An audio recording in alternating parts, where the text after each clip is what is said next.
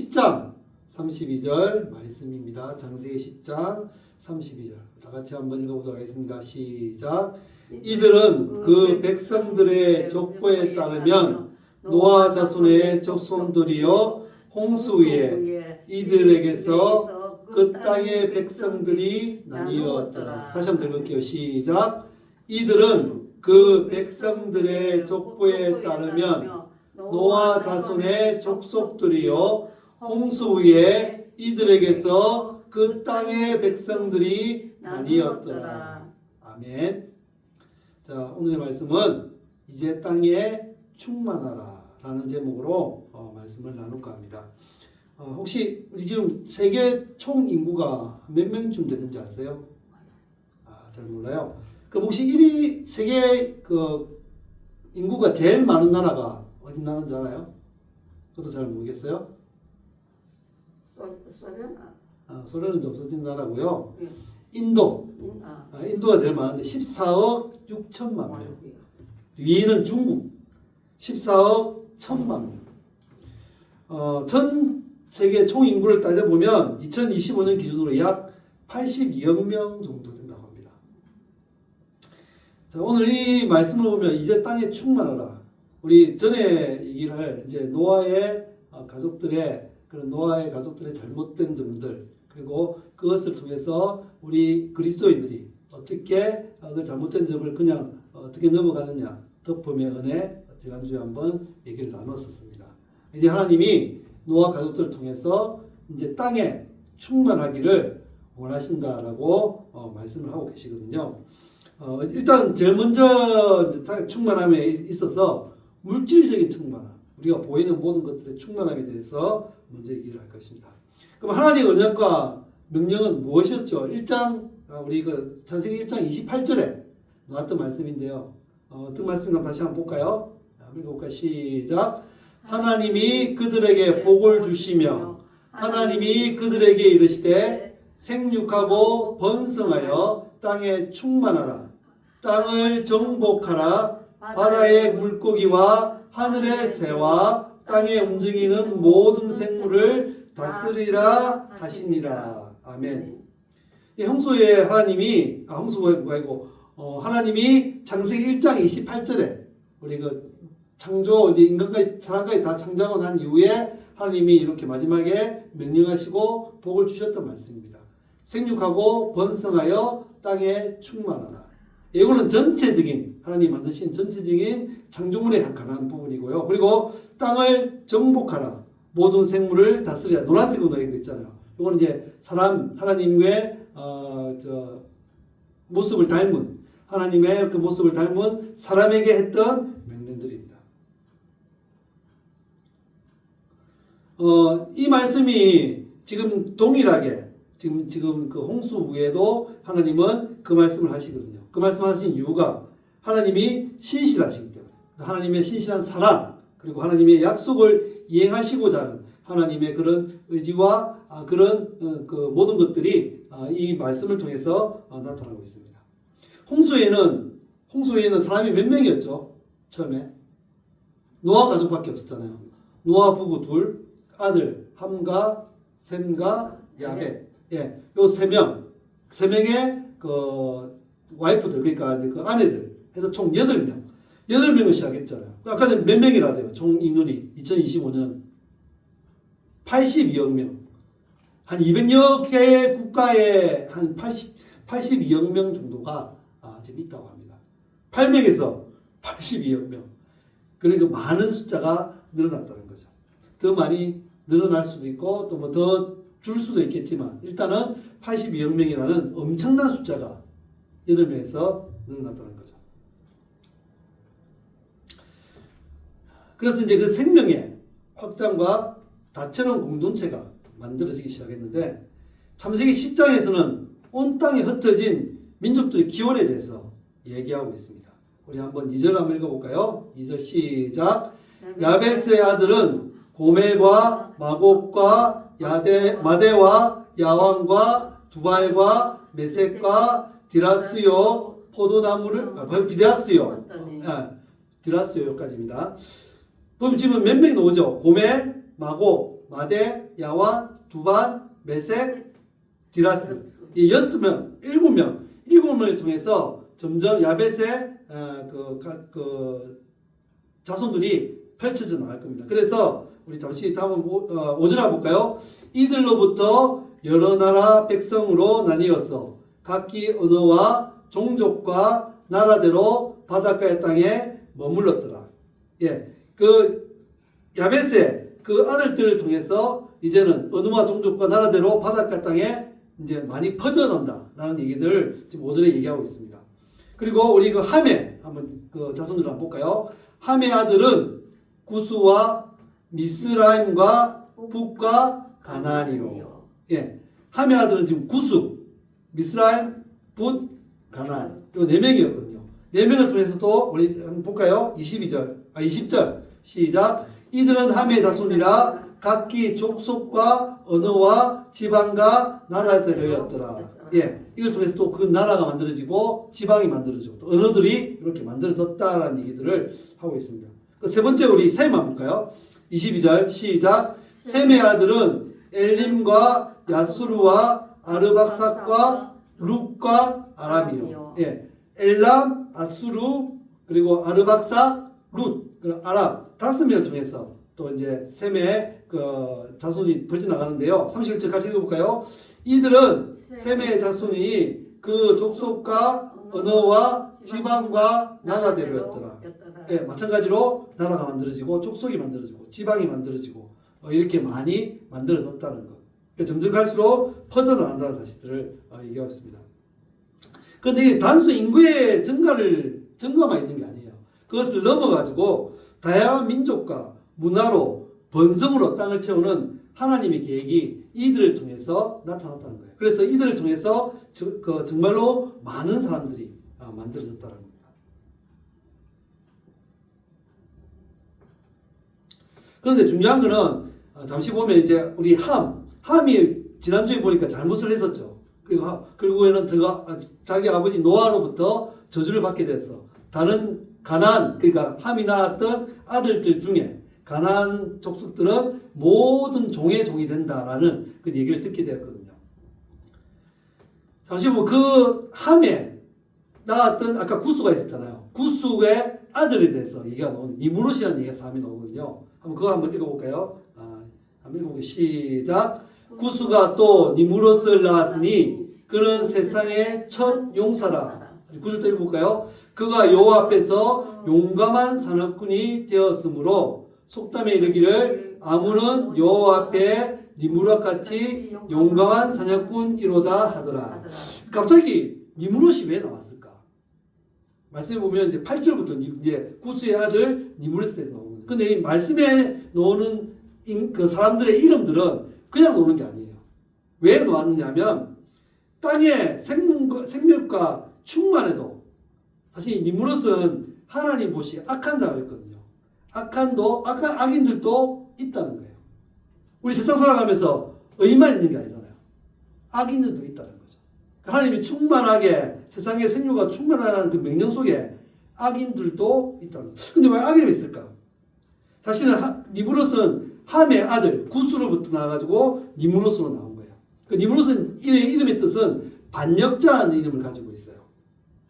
그래서 천용사라고 말씀에 나오잖아요. 이 천용사라는 말은 사냥꾼, 뛰어난 사람, 그리고 도시를 건설한 사람이라는 뜻으로 천용사라는 단어를 쓴 건데, 그 천용사가, 그러니까 이 사람, 니무롯이라는 사람은 굉장히 뛰어난 사람이었어요. 그 사람 중에도 굉장히 날쌔고 힘 좋고, 또 어찌 사람이 보기에도 정말로 좀 뭐랄까 뛰어난 사람.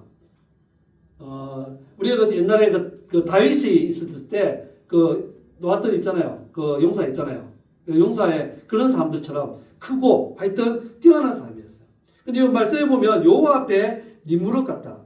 여호와 앞에서 용감한 사냥꾼이다. 이런 말이 나오는데 이 말은 무슨 말이냐면 이 니무롯의 말했듯이 반역자, 하나님을 대적하는 자라는 말이거든요. 그래서 여기서 여호와 앞에서 용감한 사냥꾼이라는 것은 하나님을 대적하는 정말로 잔혹한 정쟁광이다라는 뜻을 가지고 있어요. 그만큼 하나님을 안 믿지 않고 하나님을 대적했던 사람이다.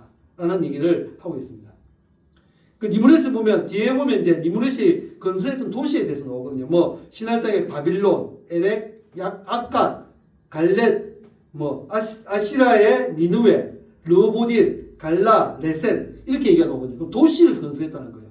그 당시에는 도시를 건설하는 사람들은 없었거든요. 하나님의 그 백성들은 그냥 그 위치에서 사는 거예요. 바닷가면 바닷가에 사는 거고, 산이면 산에서 사는 거 하는데, 이 사람은 도시를 건설했어요. 그리고 성을 건설했어요. 근데 이렇게 하는 모습이 왜 그러냐면, 하나님을 믿지 않았잖아요. 하나님을 믿는 사람들은 하나님이 우리의 주인 되시니까, 하나님이 우리와 함께 하시니까, 그냥 그 상태로 살아가도 아무 문제가 없는데, 하나님을 믿지 않는 사람들은 자기를 보호해야 되잖아요. 그럼 튼튼한 걸 만들어야 돼요. 도시를 만든다든지, 아니면 성을 만든다든지.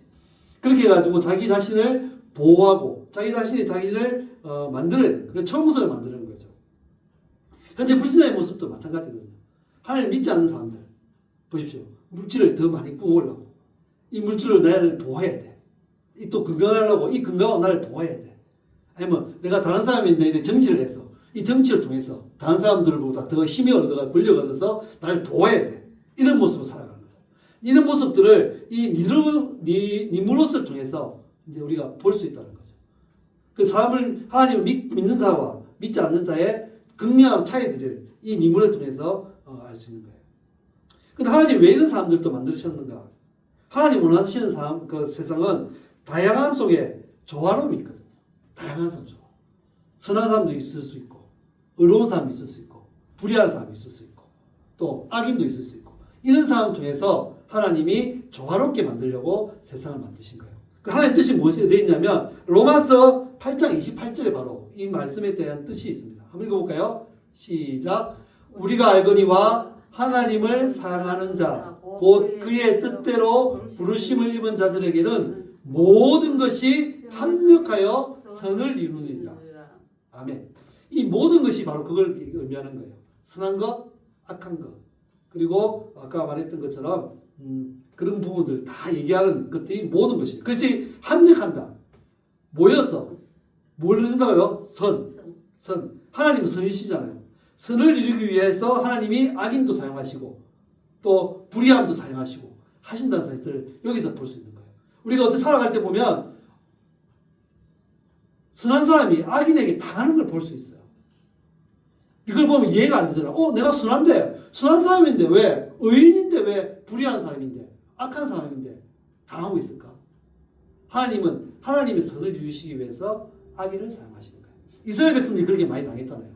이스라엘 백성들이 블레셋이라든지 그 있는 다른 아수르라든지 다른 백성들, 악인들을 통해서 하나님이 채찍질을 하셔서 이스라엘 다시 돌아오게 만드셨던 것처럼 이 모든 것들을 통해서 하나님이 하나님의 뜻을 이루시기 위해서 하나님의 그 선을 이루시기 위해서 사용하신다는 것.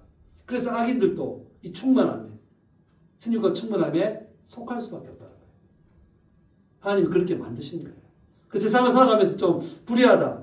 하나님이 만든 세상이 왜 그럴까?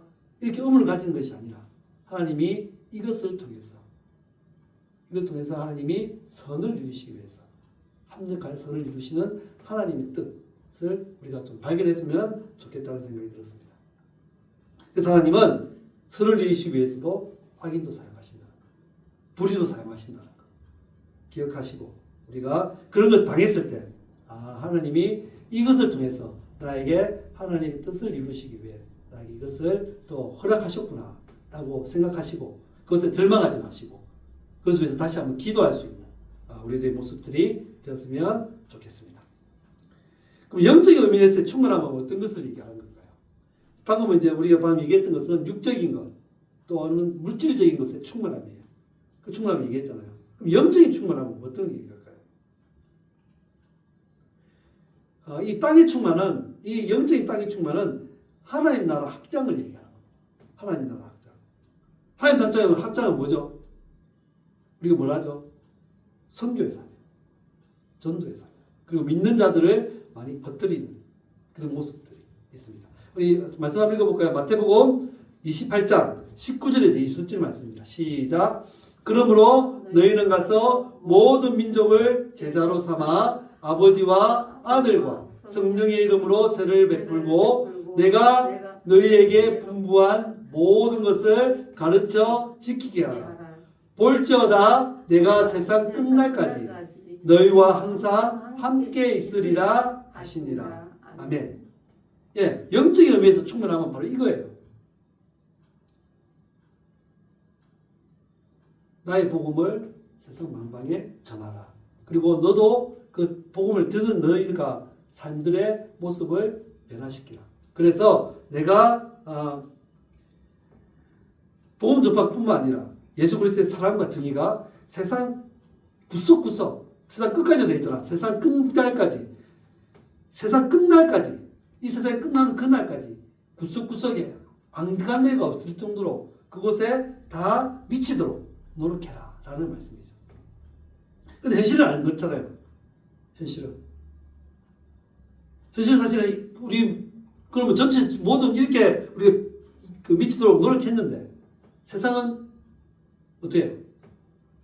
불의가 판을 안 치고 언제나 선의가 정의만 있는 그런 나라입니까? 아니잖아요. 세상이 거짓과 요행수가 통하고 이심이 많고 철밀피 같은 사람 그리고 그 생명을 존중히 여기지 않는 사람들 이런 사람들이 어떻게 보면 송구해 보이고 부유해 보이고 그런 모습을 살아가잖아요.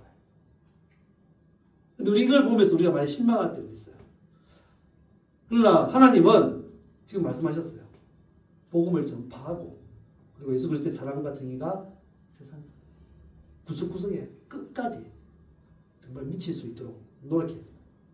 그러기 위해서 우리에게 빛과 소금의 사명을 감당해라라고 말씀하신 겁니다. 빛으로 세상에 비추고 어둠을 비추고 그리고 썩어져가는 곳에 예수 그리스도의 맛을 내라. 그래서 정직과 성실, 국률, 이타심 이런 것들을 통해서 성공하고 부유할 수 있는 아니 이걸 통해서 부유하지 못하더라도 이것 때문에 행복해질 수 있는 또 하나님의 법이 통할 수 있는 그런 것을 만들어라라고 만드는 거죠. 이 영적인 하나님의 그런 영적인 하나님의 그런 충만한 땅의 충만한 생육하고 번성하는 그런 하나님의 뜻일 수 있죠.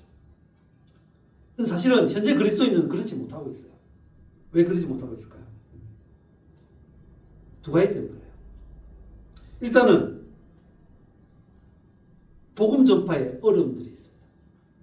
왜 어려워할까요? 복음 전파. 요즘 믿는 사람들의 모습을 봤을 때 가장 큰 문제는 이기적인 신앙이었어요. 이기적인 신앙. 그 믿음이 좀 부족해요. 믿음이 부족. 예수님 필로 한영제 된 우리들이 한영제가 아니라 너는 너고 나는 나야.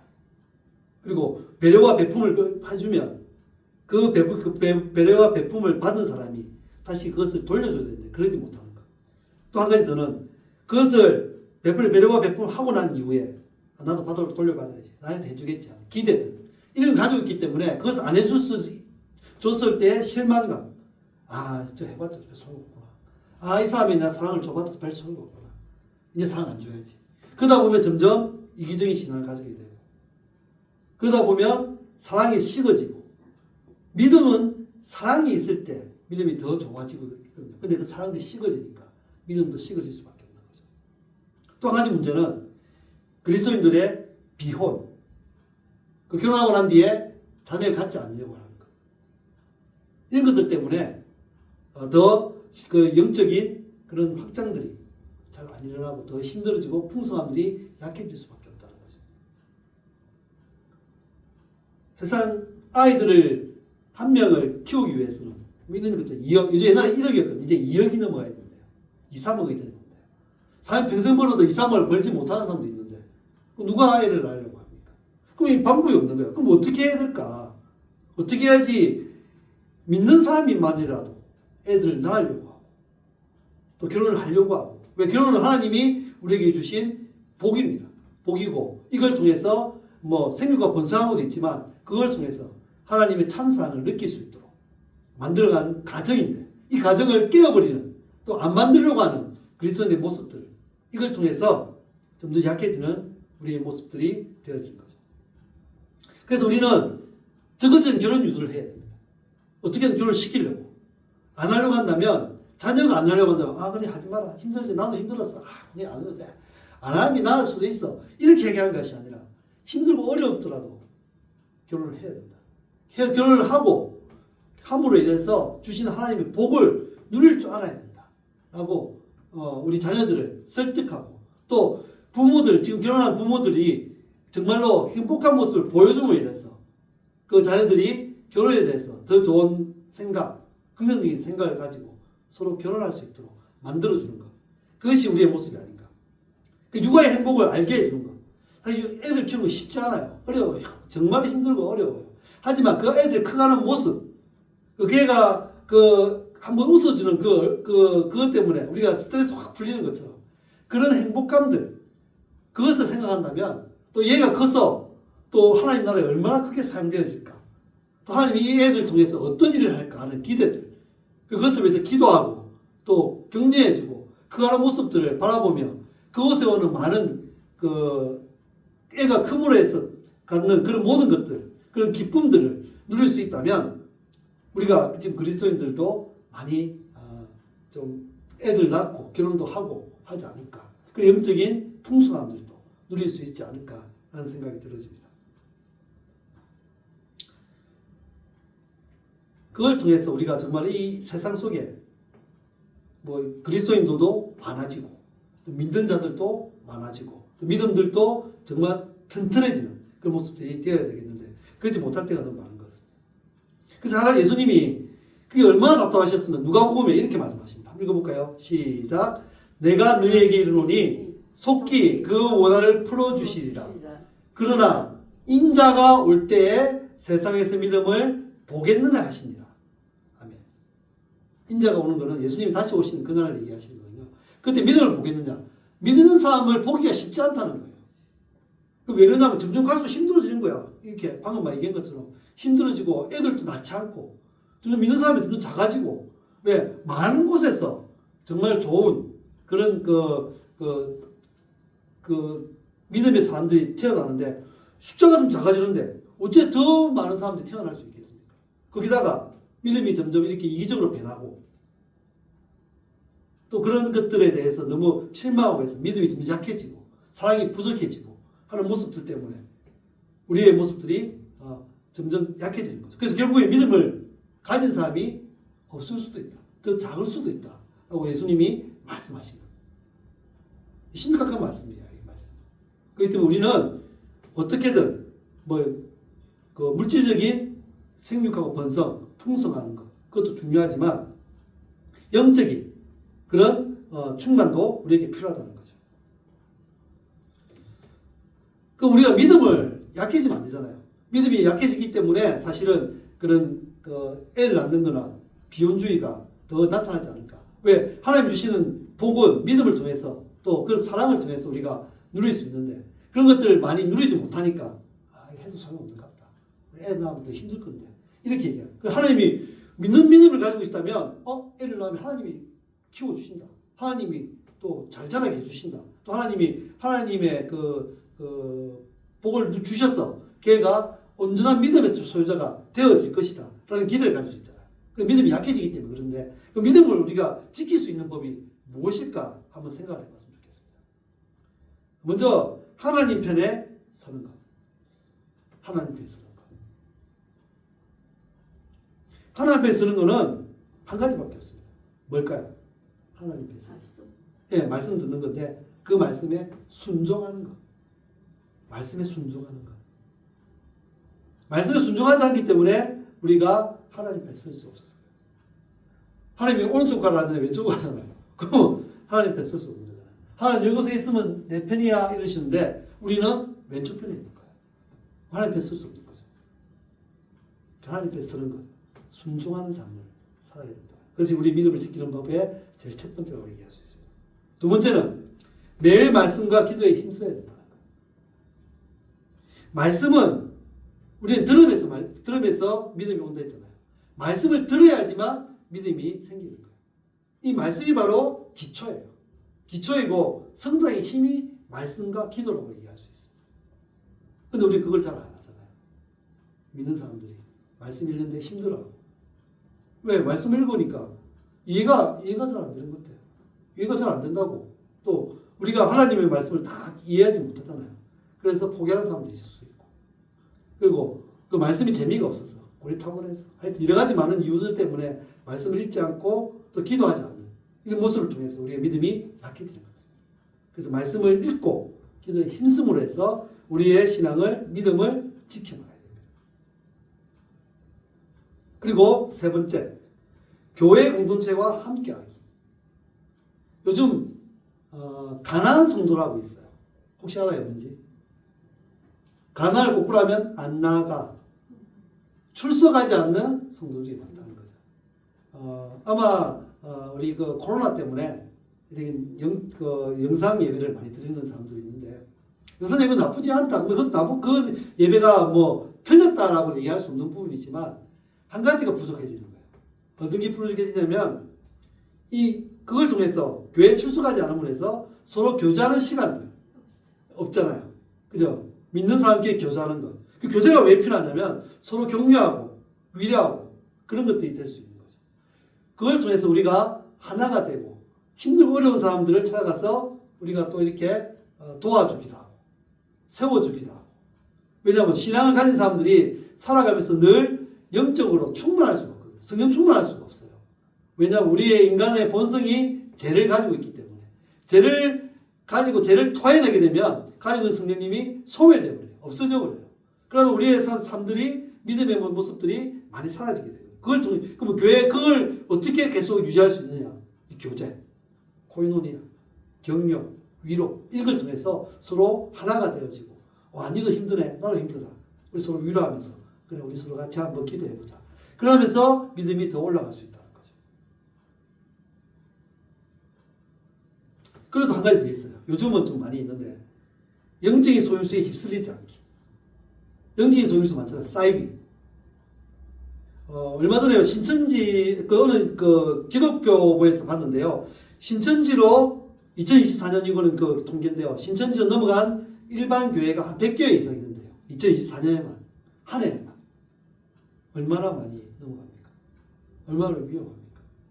세상은 전부 다 사이비 또 진리가 아닌 그런 곳에 많이 휩쓸릴 수 있어요. 그러기 위해서 아까 잠시 말했던 말씀을 배우고 익히고 하는 것, 읽고 하는 것 그런 것들이 중요하죠. 우리가 알아야지 그것을 휩쓸리지 않잖아요. 그래서 그런 것들을 잘해야 된다. 그러기 위해서는 정말로 말씀 연구를 잘해야 돼요. 많이 해야 돼요. 정확하게 알아야 돼요. 사입이 휩쓸리지 않도록. 그리고 마지막으로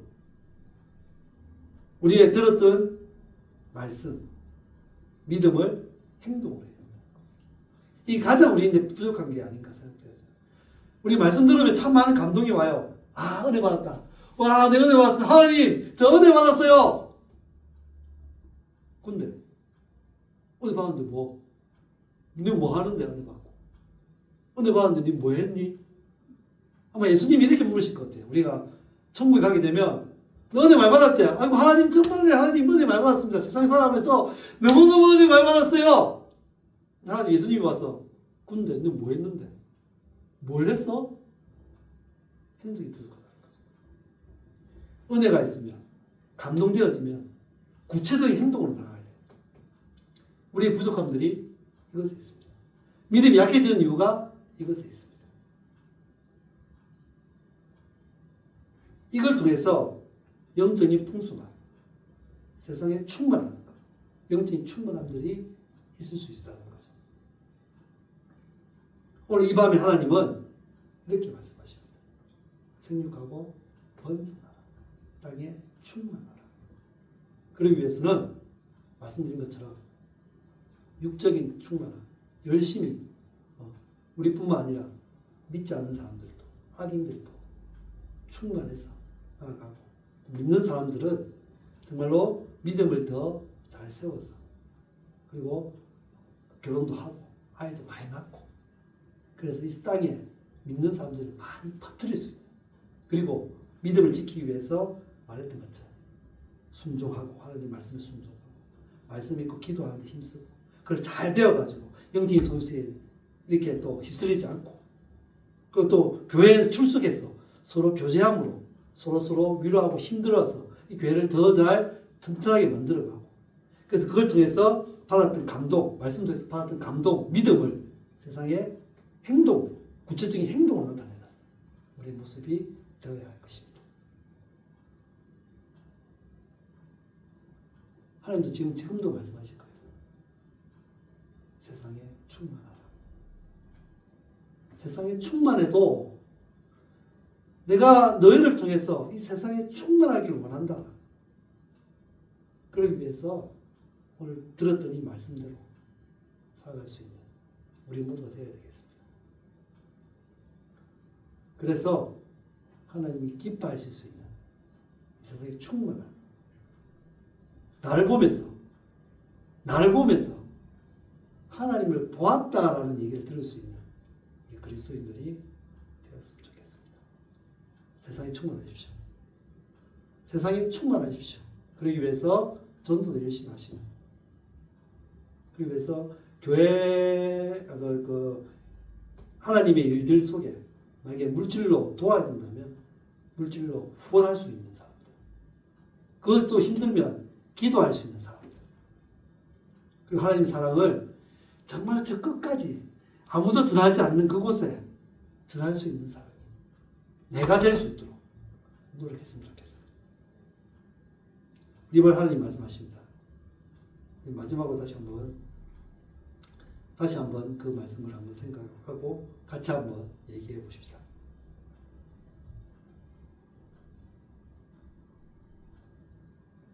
우리 28장,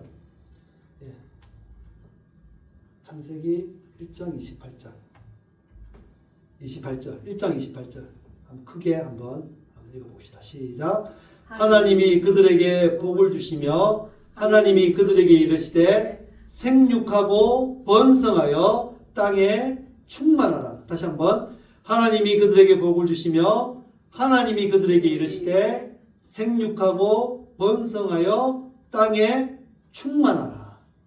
생육하고 번성하여 땅에 충만하라. 우리 상남교회 모든 성도님들 되시기를 주님의 이름으로 축원드립니다. 아멘. 기도하겠습니다. 사랑의 하나님, 참으로 감사를 드립니다. 그렇습니다. 하나님은 이 세상 속에서 우리가 땅에 충만하게 생육하고 번성하여서 땅에 충만하라고 말씀해 주셨습니다. 하나님, 그런 삶을 살아갈 수 있는 우리들 되게 하여 주시옵소서. 그러기 위해서 세상 속에서 우리가 살아가면서 믿음을 잃지 않고 정말로 많은 자들을 주님께 돌아오기 위해 선교하는, 전도하는 우리의 모습이 되게 하시고, 또 믿음을 잘 지켜서 이 믿음을 통해 모든 주님을 믿는 자들이 또 자손을 퍼뜨리며 그들을 통해서 세상 속에 정말로 충만해질 수 있도록 주여 우리가 그런 노력을 가질 수 있도록 주여 도와주시옵소서. 특별히 사랑을 가지고 세상에 있는 모든 구석구석까지 예수 그리스도의 사랑을 전하며 예수 그리스도의 정의가 통할 수 있는 그런 것을 만들기 위해 내가 희생하고 내가 힘들지만 내가 모든 것을 다 감당하겠노라고 기도하며 결단하며 나아갈 수 있는, 행동으로 나아갈 수 있는 우리 모두가 되게 하여 주시옵소서. 내가 믿고 있는 이 사랑을 세상 속에 정말 펼칠 수 있는 구체적인 행동으로 나아갈 수 있는 우리 모두가 되게 하여 주시옵소서. 그래야므로 하나님이 기뻐하실 수 있는, 정말 이 세상의 모든 것으로 충만할 수 있는 그 저희 될 수 있도록 주님 인도하여 주시옵소서. 예수님 이름으로 기도합나이다.